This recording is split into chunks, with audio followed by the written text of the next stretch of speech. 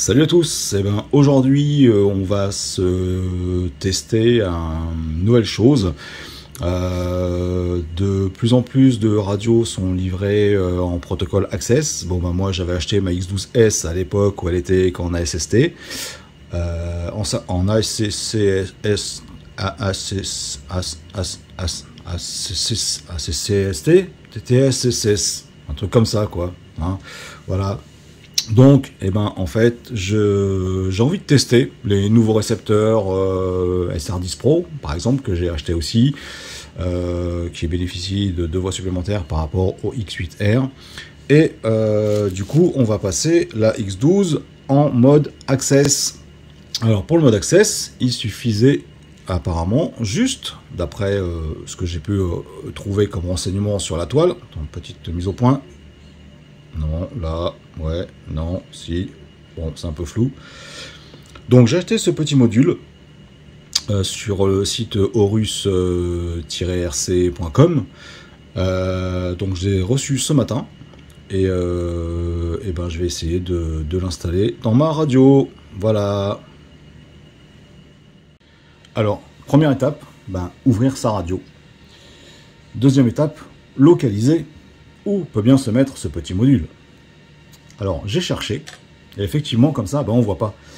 Et il semblerait qu'il soit caché juste ici sous la platine de liaison du module externe en fait. Donc je vais démonter toute cette partie là. Donc bien sûr on enlève l'AQ, bien évidemment avant toute manipulation de pièces de la radio, on va éviter de faire un court-circuit.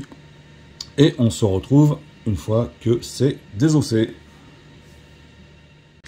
Alors voilà, j'ai enlevé les vis. Donc vous avez une ici, une de chaque côté. On enlève les petits connecteurs. Faire attention ici. Il y a juste à soulever. Et en fait, maintenant, il faut enlever cette platine. Et la platine, donc, à changer, se trouve derrière celle-ci, emboîtée sur les pins ici. Allez, c'est parti. Alors voilà, donc, j'ai enlevé le petit module original. Et là, du coup, je suis face à un léger souci parce que malgré les informations que j'ai pu glaner sur le net, je n'ai pas la solution aujourd'hui. Comme vous pouvez voir, il y a 2 antennes sur l'ancien et il y en a 3 sur le nouveau. Alors, d'après ce que j'ai pu comprendre dans les commentaires, dans les informations que j'ai trouvées, malheureusement pas en français, il me semble qu'il y en a une qui soit en 900 MHz et l'autre en 2 Go 4. Donc pour moi ça ne me pose pas de problème parce que je n'utilise que du 2 Go 4. Mais si vous voulez utiliser du 900 MHz, il faudra rajouter une 3e antenne. Donc j'espère que ces informations sont bonnes, ce que je vous donne. Si malheureusement je me trompe, n'hésitez pas à le mettre en commentaire, mea culpa. Là franchement je suis vraiment désolé parce que je n'ai pas d'informations à ce sujet. Donc ne m'en voulez pas quoi. Voilà, j'essaie de faire au mieux, mais là malheureusement ils ont modifié quelque chose qui n'était pas spécialement trop prévu dans la radio de base. Et quand j'ai demandé à Horus, sur le site Horus, s'ils avaient un tuto ou quoi que ce soit, ils m'ont dit qu'il n'y avait pas et que c'était simple, il fallait juste enlever la platine, remettre la platine et terminer. L'histoire des antennes, ils m'en ont pas parlé. Et ils n'ont pas cherché à m'en vendre en plus, donc je ne sais absolument pas du tout ce dont ils ont recours. Voilà, donc là, alors quoi qu'il en soit, donc si vous faites le montage, au niveau des antennes, vous voyez, c'est vraiment petit. Voilà. J'aurai pas mieux. C'est vraiment petit, vous voyez, par rapport à mon doigt. Donc allez-y vraiment doucement. Faites levier avec un petit tournevis, je dirais en céramique, pour pas risquer un court-circuit. Bon, ça se détache facilement, hein. Bon, c'est collé, hein. Ils mettent une espèce de pâte à côté pour pas que ça s'en aille. Donc c'est un petit peu dur, mais ça se déclipse facilement. Ensuite, il vous suffira juste de les remettre sur la platine ISRM. Hein, je les ai mis au même emplacement, donc en théorie ça devrait fonctionner. On verra ça au lancement tout à l'heure. Et puis là je vais procéder donc au remontage. Donc la platine IRSM s'emboîte sur la même où était voilà. Vous voyez, hein, c'est tout simple, hein.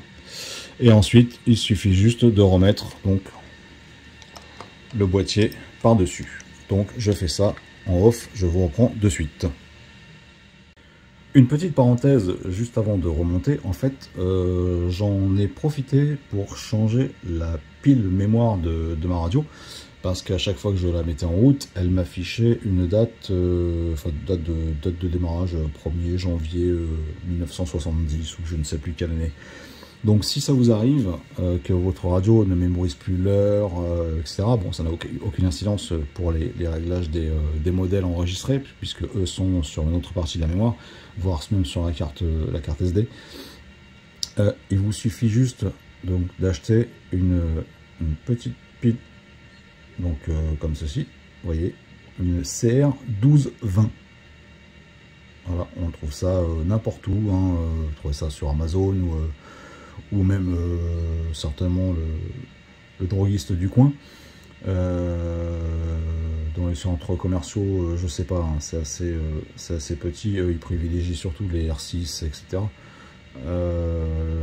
Donc voilà, mais je sais que moi je les ai achetés sur Amazon, ça coûte pas bien cher, je crois que c'est 3 ou 5 balles, 5 balles les deux, je crois. Donc voilà, donc notez bien CR1220 pour la mémoire, de la date, l'heure, etc. C'est vrai que c'est toujours embêtant de remettre tout ça à l'heure à chaque fois qu'on allume la radio. Voilà, petite parenthèse. Voilà, donc c'est remonté. J'ai remis donc mes quatre vis de fixation. Je vais reconnecter mes deux petites fiches. Voilà, celle-ci.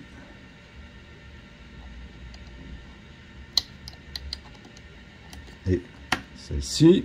Donc ici c'est bien sûr pour la Q. Hein. Donc là c'est normalement terminé. Je replace la Q, je referme la radio et on teste ça de suite. Alors ici la petite fiche, moi je ne l'utilise pas, hein, c'est pour le vibreur. Le vibreur je l'ai dégagé parce que ça me saoulait un peu. Donc elle, je la cache aussi ici, voilà, pour pas qu'elle se balade. Ça ne sert à rien. Idem pour l'antenne du modèle externe, je l'ai mise sur le côté, elle ne sert à rien. Pour moi, du moins, elle ne sert à rien. Donc il y a des petites modifications, hein. Vous voyez qu'il y a des fils qui sortent de mes sticks, tout simplement parce que dessus j'ai installé des sticks 4D, étant donné que je pilote des engins de travaux publics, dont une pelleteuse et un chargeur sur chenille. Je ne fais pas d'avion, je ne fais pas d'hélico, je ne fais que du terrestre, donc du camion et des engins de TP. D'où les modifications que vous verrez juste après au démarrage de la radio. Voilà, donc là on est passé en version mobile parce que mon pied n'est pas assez grand, enfin j'ai pas assez de recul pour filmer la radio intégralement. Donc première mise en service, on va voir ce que ça donne.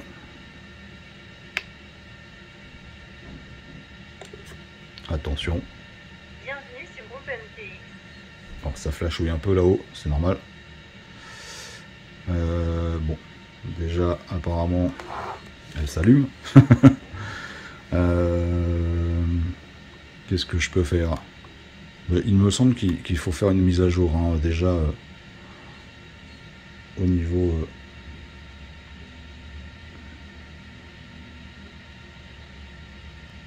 du firmware. le... Ouais, HF interne. Vous voyez, j'ai que le XJT pour l'instant. Donc je vais aller sur le PC faire la mise à jour du logiciel. Donc pour mettre la radio à jour, c'est comme d'habitude, hein, on se rend sur le PC ou le Mac, on ouvre Compagnon et on connecte la radio en USB. Une fois que vous avez connecté votre radio, vous avez deux possibilités. Soit créer un profil s'il n'a pas déjà été fait, soit charger votre profil. Je pars du principe que vous connaissez déjà un petit peu Compagnon. Donc vous procédez de la même façon que une mise à jour normale, sauf que en plus vous allez cocher la petite case à droite Internal Access. Internal Access pour la petite plaquette Access qu'on vient de mettre à l'intérieur de la radio. Une fois ces cases cochées, vous téléchargez donc le nouveau firmware que Compagnon va créer pour vous. Une fois le firmware téléchargé, Compagnon va vous demander si vous voulez l'injecter dans la radio, enfin le transférer dans la radio. Dites oui. Transférer le firmware. Donc voilà, donc le nouveau firmware est installé. Compagnon m'a demandé si je voulais télécharger le contenu de la carte SD. Effectivement, puisque depuis ma dernière mise à jour, il y a une nouvelle version. Donc je l'ai téléchargé, je l'ai inséré sur ma carte SD. Et donc là, on va allumer pour s'assurer que tout fonctionne bien au niveau hardware. Bienvenue sur OpenTX.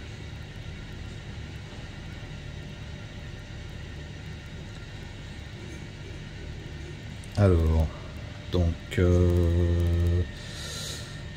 bon, ça m'a changé mon fond d'écran, j'avais pas ça. Bon, c'est pas grave, ça je le mettrai un jour plus tard.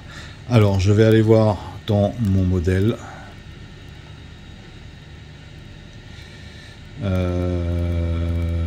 Donc voilà, donc modèle, alors HF interne off, on va le remettre on. Voilà, donc là j'ai bien la carte ISRM qui est détectée et on a le protocole Access à côté. Pour les autres récepteurs comme les X8R et compagnie, donc on peut retourner en D16, hein, bien évidemment. Donc on a le choix entre Access et D16. Donc pour moi ça fonctionne. La vidéo va s'arrêter là, hein, parce que aujourd'hui donc c'était juste l'installation de la platine dans la radio. Et donc on verra pour une prochaine vidéo concernant le bindage avec les nouveaux récepteurs Archer, notamment le S10 Pro que j'ai reçu ce matin, que j'avais commandé en même temps que ma platine Access. Et puis voilà. En commentaire, enfin dans le descriptif, je vous mets le lien si vous voulez acheter la platine pour votre X12. Alors ne vous inquiétez pas, hein, à la base c'est prévu pour la X10, mais ça fonctionne parfaitement avec la X12, comme vous pouvez le constater. Voilà, donc sur ce, je vous laisse. Bon courage. Si vous avez des questions, posez-les. J'essaierai d'y répondre si j'ai la réponse en question. Et sinon, je vous dis à bientôt pour un nouveau tuto. Allez, ciao, bye bye, salut.